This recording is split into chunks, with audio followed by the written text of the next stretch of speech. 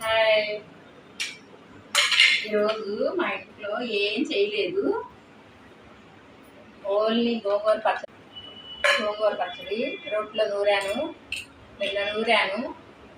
ఇది ఈరోజు కర్రీ ఏం చేయలేదు, గోంగూర పచ్చడి ఈరోజు.